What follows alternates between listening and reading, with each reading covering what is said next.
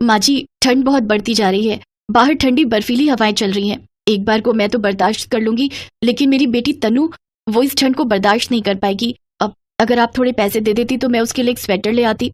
नहीं, कोई जरूरत नहीं है इस कलमुही पर पैसे बर्बाद करने की। ये कौन सा बड़े होकर हमें कुछ कमा कर देगी, ब्याह कर दूसरे घर चली जाएगी। अगर इस कलमुही की जगह कोई बेटा होता तो कितना अच्छा होता।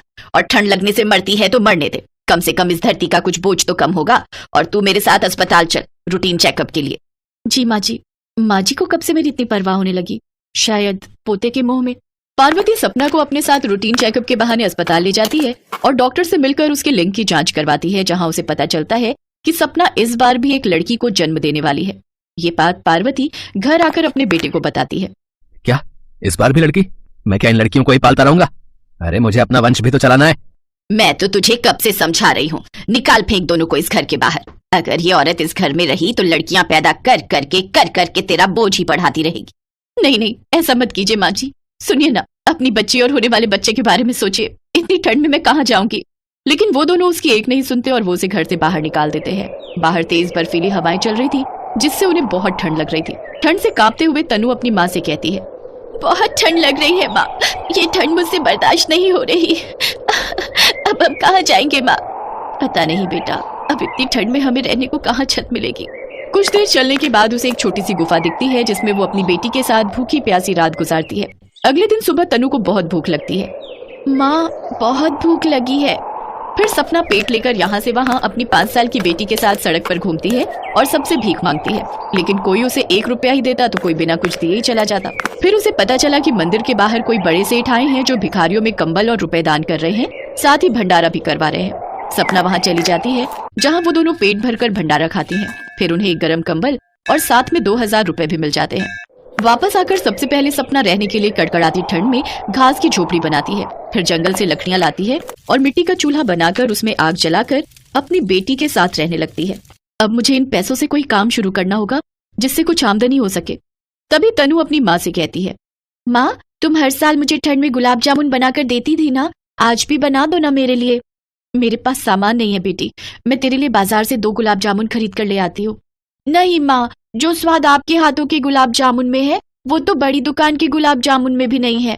ये बात सुनकर सपना के दिमाग में विचार आता है, कह तो तनु सही रही है, फिर क्यों ना मैं गुलाब जामुन बनाकर बेचूं। फिर सपना बाजार से जरूरी सामान ले आती है और अपनी झोपड़ी में आकर चूल्हे पर गुलाब जामुन बनाकर तैयार कर लेती है। ले तनु, ये खाकर बता कैसे बने हैं। वाह माँ, मजा आ गया, इस बार तो आपको पूरे 100 नंबर। अच्छा, चल अब मैडम मेरे साथ ये गुलाब जामुन बेचने। सपना उन गुलाब जामुन को एक मटके में भरकर बाजार में बेचने निकल पड़ती है। 10 रुपए के 2 गुलाब जामुन, 10 के 2, 10 के 2। आइए आइए, रसीले गर्मा गर्म गुलाब जामुन खाइए। कुछ ही देर में उनके पास लोगों की भीड़ लगनी शुरू हो जाती है और जो उसके हाथ की 1 प्लेट खा लेता वो 2 प्लेट और जरूर खाता। भाई वाह, इस कड़ाके की ठंड में इतने सस्ते में गर्मा गर्म और स्वादिष्ट गुलाब जामुन मिल जाए तो और क्या चाहिए भाई, है? वाह बहन जी, मजा ही आ गया, वाह। उस दिन के बाद तो सपना ने पीछे मुड़कर नहीं देखा। अब वो हर रोज और भी ज्यादा गुलाब जामुन बनाकर बेचने लगी और 2 घंटे के अंदर ही उसके सारे गुलाब जामुन बिक जाते। सपना की मेहनत रंग लाई और अब उसकी बहुत अच्छी कमाई होने लगी। वो खूब पैसा कमाने लगी और उसने अपने लिए पक्का घर बना लिया। साथ ही एक दुकान भी ले ली जिसमें वो गुलाब जामुन बनाकर बेचने लगी। साथ ही अपनी मदद के लिए एक और औरत को काम पर रख लिया। एक रोज, लेकिन बहन जी, तुम पेट से हो और इतनी ठंड में ये काम, मेरा मतलब है तुम्हारा मर्द वो किधर है? ये सुनकर सपना ने कहा, मेरा इस दुनिया में कोई नहीं सिवाय मेरे बच्चों के। कुछ समय बाद उसने एक प्यारी सी बेटी को जन्म दिया, लेकिन फिर भी उसने अपना काम नहीं छोड़ा। वो अपनी नवजात बच्ची के साथ दुकान आती। अब उसने खूब पैसा कमाना शुरू कर दिया, तो वहीं दूसरी तरफ उमेश का बिजनेस डूब गया और उनका घर तक बिक गया। दोनों माँ बेटे रोड पर आ गए। वो सपना के पास आकर उससे माफी मांगते हैं, लेकिन सपना ने उन्हें नहीं अपनाया और अब वो अपनी दोनों बेटियों का पालन पोषण अकेले ही करने लगी और उनके साथ खुशी खुशी रहने लगी। फतेहपुर गांव में भोला अपने बीमार पिता जगन्नाथ, माँ शांति और नई नवेली दुल्हन सुलेखा के साथ रहता था। भोला अपने खेत में सब्जियां उगाकर बाजार में ले जाकर बेचा करता था। उसकी शादी हुए अभी कुछ दिन ही हुए थे। नई नवेली दुल्हन को देखने के लिए रिश्तेदारों का उसके यहाँ आना जाना लगा हुआ था। एक दिन उसकी माँ शांति भोला से कहती है, भोला, जब से तोहार शादी हुई है तब से रोज रिश्तेदारों का आना जाना लगा रह रहा है। उनकी मेहमान नवाजी करने के लिए भी काफी पैसे खर्च हो रहे हैं। तुम्हारी शादी या तुम्हारे पिताजी के इलाज के लिए पहले ही हमने काफी कर्जा ले लिया है। अब लगता है रिश्तेदारों की खातिर पानी के लिए भी कर्जा लेना पड़ेगा।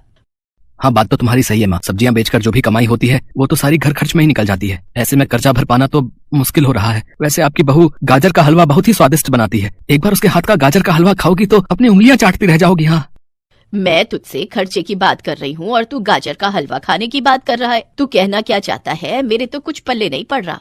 यही माँ की अपने खेत में गाजर काफी मात्रा में लगी हुई है। अगर सुलेखा मेहमानों को अपने हाथ का गाजर का हलवा खिलाएगी तो मेहमान सारी मिठाइयों का स्वाद भूल जाएंगे। हाँ, पर क्या ये सही रहेगा? मेरा मतलब है नई नवेली दुल्हन से घर का काम लेना। कमरे के बाहर खड़ी सुलेखा उन दोनों की बातें सुन लेती है और अंदर आकर कहती है, माँ जी, आप बिल्कुल भी चिंता मत कीजिए, मैं मेहमानों के लिए गाजर का हलवा बना दूंगी। सुनिए जी, मैं आपको हलवे के लिए कुछ सामान बता देती हूँ, आप बाजार जाकर ले आइए। तब तक मैं खेत में से गाजर तोड़कर ले आती हूँ। इसके बाद सुलेखा गाजर का हलवा बनाने में जुट जाती है। अरे वाह, हलवे की खुशबू तो बहुत ही अच्छी आ रही है भैया। हाँ, लेकिन आप चुप रहो, आपकी दवाइयाँ चल रही हैं और डॉक्टर ने आपको ये सब खाने से मना किया है। उसके गाजर के हलवे की खुशबू सूंघकर पड़ोस की निर्मला आंटी आ पहुँचती है। शांति, अरे ओ शांति, कहाँ है तू? अरे आजा निर्मला, अंदर आजा। शांति, मैंने सोचा तेरी नई नवेली बहू को देखाती हूँ। वैसे कहाँ है तेरी बहू? और ये हलवे की खुशबू तो बड़ी ही अच्छी आ रही है तेरे घर से। हलवा बना है क्या? हाँ सुलेखा बहू अंदर रसोई में है और वही गाजर का हलवा बना रही है। वो दोनों बातें कर ही रही होती है कि तभी सुलेखा प्लेट में हलवे की 2 कटोरियां लिए आती है और शांति और निर्मला को हलवे की कटोरी देती है। भाई वाह, ऐसा शानदार हलवा तो मैंने आज तक नहीं खाया। सच में ऐसा लग रहा है कि कहीं बड़े होटल में बैठकर खा रही हूँ। जितनी सुंदर बहू है उतना ही अच्छा हलवा भी बनाया है इसने। ये लो तुम्हारा शगुन, पूरे 251 रुपए हैं। सच में बहू, हलवा बहुत ही स्वादिष्ट बना है। भोला बिल्कुल सही कह रहा था, तुम्हारे हाथों में तो जादू है, जादू। इस तरह घर में जो भी मेहमान आता वो सुलेखा के हाथ का हलवा खाकर उसको खुश होकर इनाम दे जाता। ऐसे ही करके सुलेखा के पास काफी पैसे इकट्ठा हो जाते हैं और वो सास को पैसे देते हुए कहती है, माँ जी ये लीजिए 7,000 रुपए। हलवे के बदले में जो सगुन मिला है उसे आप रख लीजिए, बाबूजी की दवाई या कर्ज कम होने में काम आएंगे। नहीं बहू, ये तेरी मेहनत का फल है और इस पर तेरा हक है। इसका मतलब आप मुझे अभी तक इस घर का हिस्सा नहीं समझती जो ऐसी बातें कह रही हैं? नहीं बहू, हमारे दिल में भी तेरे लिए उतनी ही जगह है जितनी की भोला के लिए। तो फिर माँ जी, मेरी हर चीज पर भी आपका उतना ही हक है जितना कि मेरा। अब तो ये पैसे रख लीजिए ना माँ जी। उसके ये कहने पर शांति वो पैसे रख लेती है। ऐसे ही समय बीतता जाता है। एक रोज भोला सब्जियां बेचकर वापस घर की तरफ लौट रहा होता है कि तभी एक तेज रफ्तार बस उसे टक्कर मारकर चली जाती है और उसे चोट लग जाती है। तभी वहाँ एक बड़ी सी कार रुकती है। उसमें शहर का बहुत बड़ा बिजनेसमैन राजवंश भंडारी बैठा होता है। गरीबों की मदद करने से वो कभी पीछे नहीं हटता। वो अपने ड्राइवर के साथ भोला को उठाता है और अपनी कार में बिठाकर हॉस्पिटल ले जाता है। भोला का चेकअप करने के बाद डॉक्टर राजवंश भंडारी से कहता है, इसके दाहिने हाथ की हड्डी फ्रैक्चर हो गई है और मैंने प्लास्टर कर दिया है, लेकिन इसे पूरी तरह ठीक होने में समय लगेगा। हे भगवान, ये क्या हो गया? मैं खेती का काम कैसे करूंगा? सब्जियां कैसे बेचूंगा? मेरा घर कैसे चलेगा? तुम घबराओ नहीं, जब तक तुम पूरी तरह से ठीक नहीं हो जाते तुम्हारी और तुम्हारे परिवार की जिम्मेदारी मेरी। नहीं नहीं साहब, आपने मेरे लिए इतना किया, वही मेरे लिए काफी है। अगर आप मुझे समय पर अस्पताल ना लाते तो ना जाने मेरा क्या होता। इसके बाद वो उसे अपनी कार से उसके घर छोड़ने जाता है। भोला की ऐसी हालत देखकर शांति, सुलेखा और जगन्नाथ रोने लगते हैं। हे भगवान, एक ही तो कमाने वाला था हमारे घर में, उसके साथ भी यह हादसा हो गया। पता नहीं अब हमारा घर खर्च कैसे चलेगा। उसके घर की ऐसी हालत देखकर राजवंश को उन पर बहुत दया आती है और वो 10,000 रुपए शांति को देते हुए कहता है, माँ जी ये कुछ पैसे हैं, इन्हें रख लीजिए, आपके काम आएंगे। नहीं नहीं साहब, हम ये पैसे नहीं रख सकते। रख लीजिए माँ जी, आपके काम आएंगे। राजवंश शांति को वो पैसे देकर वहाँ से चला जाता है। गांव का मुखिया उनके घर आता है और कहता है, क्या बात है, शहर का सबसे बड़ा बिजनेसमैन, आज तुम गरीबों के घर क्या कर रहा था भाई? है? लगता है अब तो मेरा कर्ज जल्दी ही वापस मिलेगा और वो भी सूद समेत है।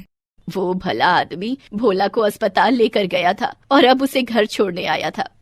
आप तो मेरी हालत देख ही रहे हैं ना मुखिया जी, ऐसे में आपका कर्जा वो भी सूद समेत हम कैसे चुका पाएंगे? मैं कुछ नहीं जानता भाई, मैं कुछ नहीं जानता। हाँ, मुझे अपने पैसे जल्द से जल्द चाहिए, नहीं तो अगर घी सीधी उंगली से ना निकले तो मुझे उंगली टेढ़ी करनी भी आती है, बता रहे हैं। हाँ, आप ठीक 1 महीने बाद आकर अपने पैसे ले जाइएगा, आपको आपके पैसे मिल जाएंगे और वो भी सूद समेत। सुलेखा के इतना कहते ही मुखिया वहां से चला जाता है। ये तुमने क्या कह दिया बहू, इतने कम समय में इतने सारे पैसों का इंतजाम कैसे होगा?